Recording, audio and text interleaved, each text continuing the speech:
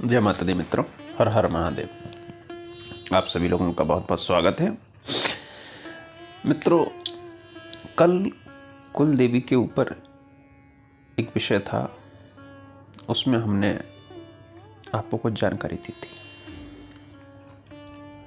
आज एक छोटी सी विधि बता रहे हैं, जिसके द्वारा अगर आपको आपकी कुल देवी के बारे में पता है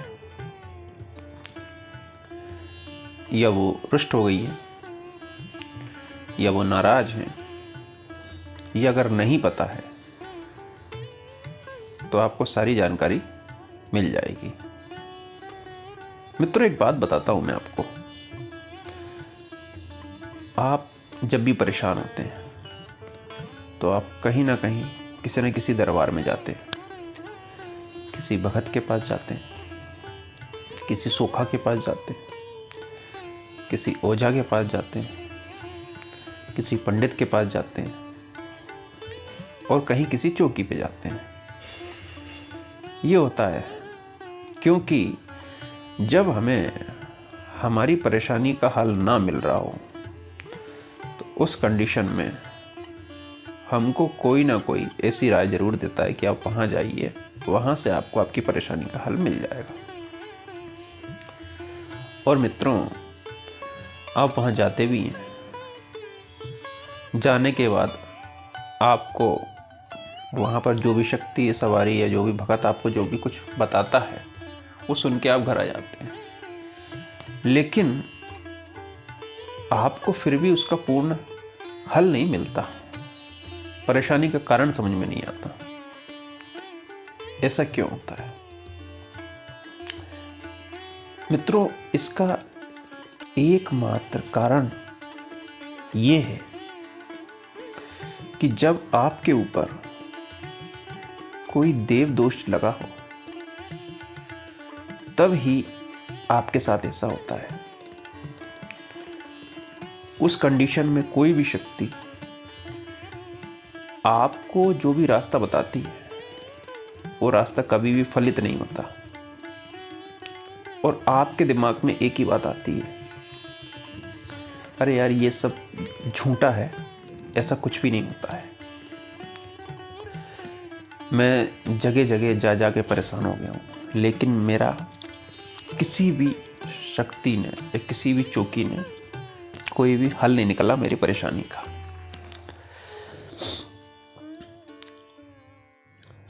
मित्रों, मेरा आपसे यही कहना है, जब भी ऐसी कंडीशन बने आप 110% ये मान लेना कि आपके ऊपर कहीं ना कहीं किसी न किसी पाप के कारण देव दोष लगा हुआ है। ये पक्की बात है। और देव दोष को दूर करने में जो काम आपकी कुल की शक्ति या कुल भैरव कर सकते हैं वो कोई भी नहीं कर सकता। ये पक्की बात है।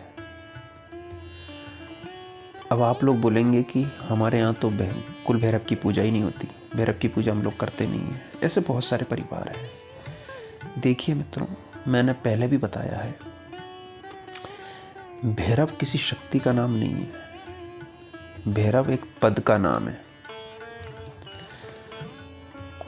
वो हो सकता है आपके यहाँ पर हनुमान जी के नाम से पुजाते हो, किसी के यहाँ पर किसी दूसरे नाम से पुजाते हो और किसी के यहाँ पर भैरव के नाम से ही भैरव की शक्ति ही पूजा की जाती है। तो आप ये मान के चलिए, जो भी आपके घर का भरण पोषण करे वो ही आपका कुल देवता या कुल भैरव होते हैं। आज मैं आपको जो ये विधि बता रहा हूँ, इस विधि से आपकी अगर कुल देवी आपको पता नहीं है तो पता चल जाएगा। अगर वो रूठी हुई हैं तो मान जाएंगी, और अगर कोई परेशानी चल रही है तो आपको उसका रास्ता समझ में आ जाएगा। आपको किसी भगत किसी चौकी पे जाने की ज़रूरत नहीं है। लेकिन उससे पहले मित्रों, मेरा आप सभी लोगों से छोटा सा आग्रह है, अगर आप मेरे चैनल पर पहली बार हैं तो कृपया इसको सब्सक्राइब करें लाइक ज़रूर करें मित्रों, क्योंकि लाइक करने से जो वीडियो है वो सभी जगह ज़्यादा से ज़्यादा सर्कुलर होता है, ज़्यादा से ज़्यादा फैलता है और बहुत सारे ज़रूरतमंद लोगों को इसका फ़ायदा मिलता है। इसलिए आपका एक छोटा सा प्रयास किसी न किसी की मदद कर सकता है। और अगर कोई मित्र आपका परेशान है तो आप इस वीडियो को शेयर कर सकते हैं। मित्रों, आगे बढ़ते हैं। इसमें आपको एक जो विधि बता रहा हूँ, ये आप पूर्णिमा से प्रारंभ करें तो अमावस्या तक चलेगी, या आपको नवरात्रि से प्रारंभ करना है तो नवरात्रि की प्रतिपदा से लेके 10 दिन तक आपकी ये तिथि रहेगी और इसी में आपको ये विधि पूर्ण करना है। अब इसके लिए आपको सामग्री क्या क्या चाहिए मित्रों? इसमें आपको गेहूं का आटा लगेगा जो शुद्ध होना चाहिए। अब शुद्ध आटा अगर नहीं मिल रहा है तो बाज़ार से 3-5 किलो गेहूं ले आएं, उनको धो लें, सुखा लें और कोशिश करें कि उसका आटा आप अपने हाथों से बना पाएं, क्योंकि शुद्धता इसमें बहुत ज़्यादा ज़रूरी है। देसी गुड़ आपको लगेगा, वो आप ले आएं, और शुद्ध गाय का जो शुद्ध घी आता है वो आपको लगेगा, वो ले आएं। ये 3 आपको मेन वस्तु चाहिए ही चाहिए। चौथा, इसमें आपको एक हवन कुंड लगेगा, जो या तो मिट्टी का हो सकता है या फिर तांबे का हो सकता है। इसमें जो हवन कुंड रहेगा वो लोहे का नहीं चलेगा, ये बात स्पेशली आप लोग ध्यान रखें।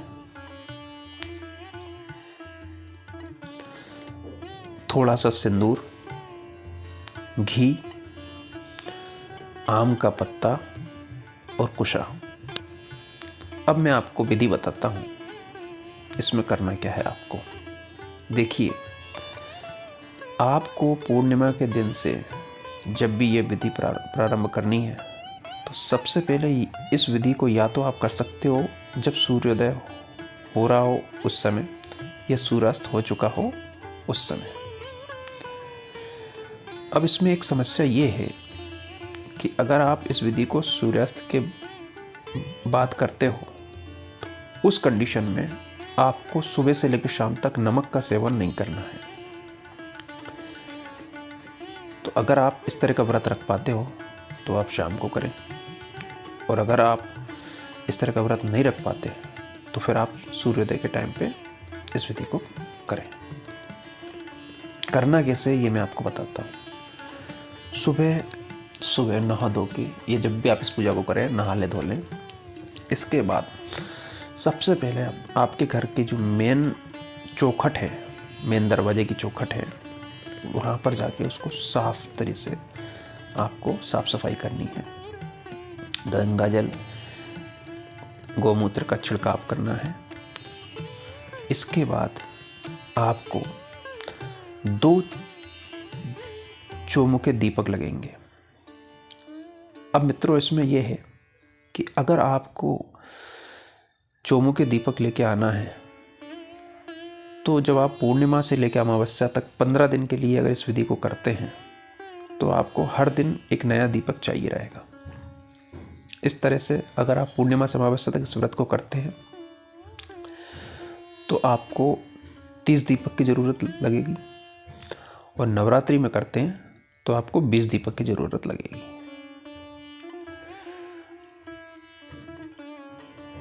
अब हम लोग तैयारी करते हैं। इसमें आपको कुशा की 3 कुशा लेके आनी है। उनको एक आम के पान का जो पत्ता रहेगा उसके साथ बांधना है और चौखट के बीचों बीच ऊपर में लटका देना है। मित्रों, इसको इस तरह से व्यवस्था करें कि ये जो पान का पत्ता और कुशा है ये धीरे धीरे समय के साथ सूखेगा, तो ये सूख के गिर ना जाए 15 दिन के अंदर। इस बात का आपको विशेष ध्यान रखना, थोड़ा सा टाइट इसको बांधें। अब आप जब चौखट पर खड़े हुए हैं और बाहर की तरफ देख रहे हैं अपने घर से बाहर, तो जो आपका दाहिना हाथ है उस हाथ पे जो दीपक लगेगा वो सरसों के तेल का चौमुखा दीपक लगेगा, और बाएं हाथ की तरफ जो दीपक लगेगा वो या तो तिल के तेल का आप लगा सकते हो या गाय के शुद्ध घी का दीपक आप लगा सकते हो। ये दीपक लगेगा। ये आपने कर्म कर लिया। इसके बाद आपने जो आपका आम का पत्ता है उसकी आपको पूजा करनी है। उसको गंगा जल से छींटे दे दो। उसमें सिंदूर जो रहता है अपना ऑरेंज कलर वाला, जो हनुमान जी को चढ़ता है, उस सिंदूर से उसको तिलक करो। तिलक करने के बाद में चौखट पर 5 बिंदियां लगानी है, छोटी छोटी सी। ये सूचक है अपनी कुलदेवी का। ये काम आपने कर लिया। फिर आप अपने ये सारा काम करने के बाद में अब आपको जो तैयारी करनी है इसके पहले जो आप एक काम जरूर कर लेना। नहा धो के आपने जो आटा है, आटा, गुड़ और घी, इन सबको मिला के साँध लेना। आटे को साँधने के बाद आपको एक रोटी बनानी है।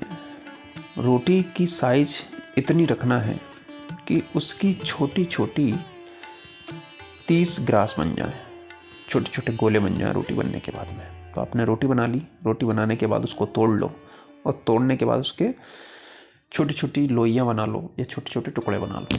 ये अपने को 30 चाहिए रहेंगे।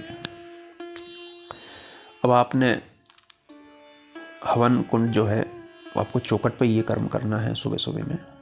बहुत ज़्यादा समय नहीं लगना, 10 से 15 मिनट का काम है। आप चौखट पे बैठ जाओ। आपका जो मुख रहेगा वो बाहर की ओर रहेगा। चौखट पर बैठने के बाद कंडे, आम की या खांकरे की जो लकड़ी आती है उससे अग्नि प्रज्वलित करें। जो हवन कुंड है उसका पूजन करें पंचोपचार से। पूजन करने के बाद में आपको उसमें आहुति देनी प्रारंभ करनी है। मित्रों, अगर आपको अपने गुरु पता है तो सबसे पहले जो आहुति जाएगी वो अपने गुरु के नाम की जाएगी। और अगर आपको अपने गुरु नहीं पता है तो फिर जो सबसे पहले आहुति जाएगी वो भगवान गणेश के नाम की जाएगी। गणेश के नाम की आहुति देने के बाद आप अपने जो गुरु नहीं है तो आप ओम गुरुवे नमः स्वाहा के नाम से आहुति दे दें। एक आहुति आपने गणेश जी के नाम की दी, एक आहुति आपने अपने गुरु के नाम से दी। तीसरी जो आहुति जाएगी वो भगवान महावीर हनुमान जी महाराज के नाम से जाएगी। तीसरी आहुति उनके नाम से आपने दे दी। अब यहाँ आपने 3 आहुति देने के बाद में आपके पास 27 ग्रास बचे हुए हैं। ये 27 ग्रास आपको जो आहुति देनी है वो अगर आपको अपनी कुलदेवी का नाम पता है तो उनके नाम से नमः स्वा लगा के दें। और अगर आपको अपनी कुलदेवी का नाम नहीं पता है तो आपको ये बोलना है कुलदेवे नमः स्वाहा। इस तरह से आपको 27 आहुतियाँ देनी है। ये 27 आहुतियाँ देने के बाद आपको जो गंगा जल है या पानी है, जो भी आपके पास में जल है, उससे आपको आचमनी करना है। आपने 4 बार आचमनी कर दी। वहीं से फिर आपको कोशिश करना कि अगर आपके पास में एक चांदी का दीपक हो, आप मोली जो धागा आता है लाल वाला, उससे उसमें छोटी सी बत्ती बना लें, छोटा सा दीपक ले आएँ, और वो जो अग्नि जल रही है हवन कुंड की, उसी अग्नि से आपको दीपक को प्रज्वलित करना है। और अपना जो मंदिर है, जहाँ भी आपने अपनी कुलदेवी या भगवान का स्थान बना रखा है, वहाँ पर लाके उस दीपक को रख देना है। और वहाँ बैठने के बाद 10 से 15 मिनट के लिए अगर आपको अपनी कुलदेवी का नाम पता है तो उनके मंत्र का जप करना है। और अगर नहीं पता है तो कम से कम एक माला कुलदेवी माता कृपा करें, कुलदेवी माता कृपा करें, इस नाम से आपको 15 से 20 मिनट आपको जप करना है। मित्रों, ये जो प्रक्रिया है आप 15 दिन करें, और अगर आप 27 दिन करते हैं, क्योंकि हम 27 ग्रास दे रहे हैं, 27 नक्षत्र होते हैं, 27 दिन करते हैं तो बहुत ही अच्छा है। नवरात्रि में अगर आप करते हैं तो आपको केवल 10 दिन करनी है। ये करने के बाद नवरात्रि में आप करेंगे तो आपको कन्या भोजन जो करवाना वो करवा दे।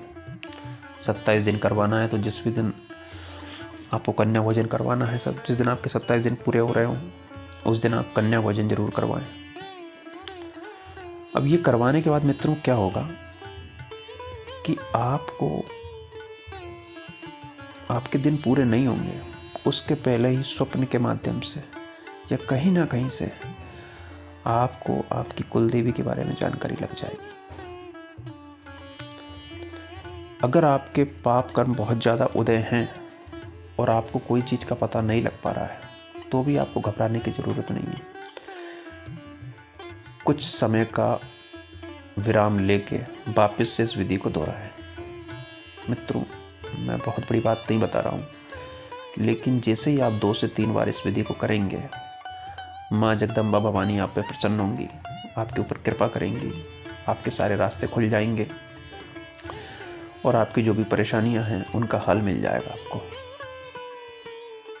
और कहीं ना कहीं जब आप ऐसा करेंगे, माता भवानी भगवती आपके ऊपर प्रसन्न होंगी तो उसकी कृपा का पात्र मैं भी बनूंगा।